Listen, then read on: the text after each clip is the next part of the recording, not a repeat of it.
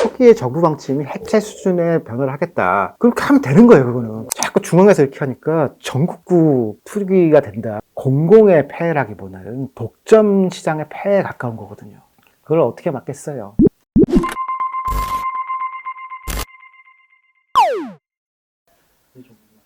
그러니까 택적법 방식의 토지 수용과 보상, 이게 사실 문제를 일으킨 거죠. 그리고 다른 나라도 이제 50년대, 60년대 이제 다 겪은 문제예요. 이게 때려잡는다고 해서 문제가 풀릴 것 같지는 않고, 사형제도를 반대하는 거랑 똑같은 거거든요. 벌만 높인다고 해서 이게 안 풀리거든요. 그 이윤이 벌어지면은 그거는 하게 돼 있어요, 사람이라는 게. 토지 개발 방식과 이런 거에 대한 근본적인 변화가 필요하고, 같은 사람이 택지도 개발하고 공급도 하고 그러면 부패가 더 커져요. 택지 개발하고 시공사 역할은 때도 상관없거든요. 한전도 한전이 모회사고 나중에 발전사 6개가 다 자회사거든요. 핵심에 해당되는 거는 그런 임대주택이나 뭘 하나 기본 기능으로 두고 나머지에서 자회사 형태로 지역에서 이렇게 하면은 견제하는 방식이 조금 더 이제 지역 중심으로 가거든요. 지금도 뭐 서울도 있고 광주도 있고 다 있거든요.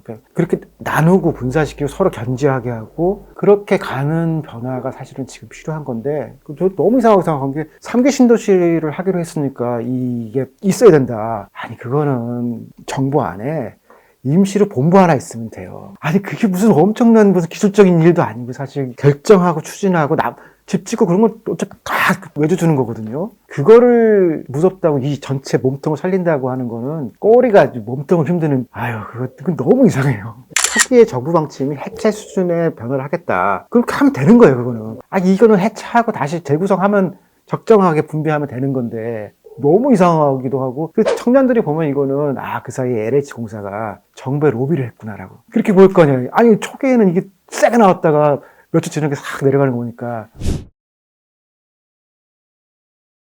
왜 못해요? 한전 분사할 때, 그때도 이거 없애면은 난리 나고, 블랙아웃 온다 그랬는데, 지금 와서 지내보니까, 그 LH공사가 하는 일도 사실 고난이 강한 거지, 무슨 엄청난 기술적인 일을 하는 것도 아니에요. 하나의 큰 거로 하면은 그 안에 블랙박스처럼 막 정말 아무도 모르는 데들이 생기거든요. 근데 이렇게 분사를 해서 이렇게 하다 보니까 자기들끼리 막 견제도 해요. 지금 딱 모아놓고 효율적이라고 하는 게 투기할 때 효율적이거든요.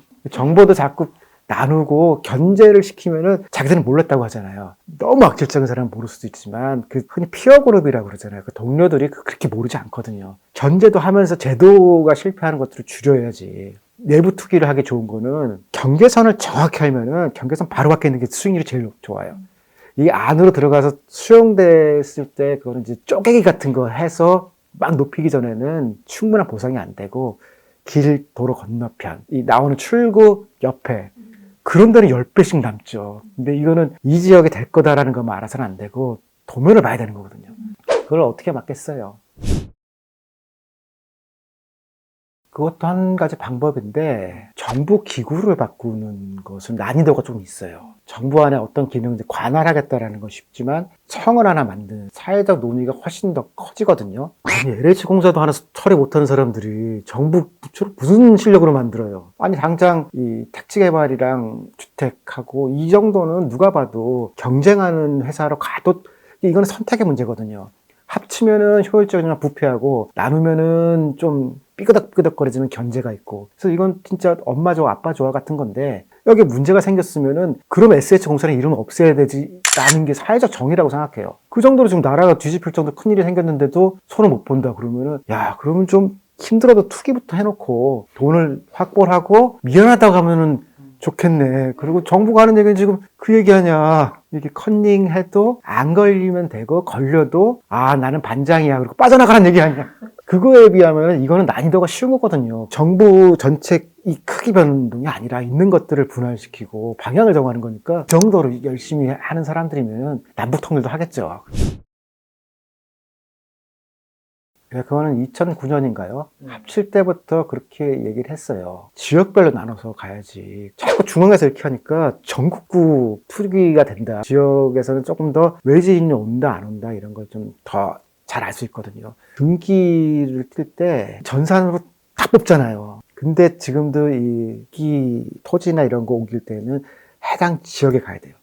그 지역에서 토지와 관련돼 있는 상당한 권한을 가지고 요즘 외지인이 오고 있구나, 내지는 무슨 이상한 일이 있다는 걸 알라고 하는 거거든요. 원래 취지는 그거예요. 근데 그거를 이제 군사 정권이 들어오면서 빨리 집을 지어야 되니까 다 무시하고 그냥 중앙에서 한꺼번에 한 번에 하자. 근데 이게 시기가 지났으면은 정상적으로 가야 될 시기가 우리 넘은 건데 중앙형 뭐가 맞다. 바뀐 뭐가 맞아요. 그럼 중앙에 있는 것도 위원회 같이 바뀌고 우리는 그럼 여기서 하기 어려운 인프라나 이런 걸 맡을게. 그리고 가이드라인을 만들고 지원을 할게.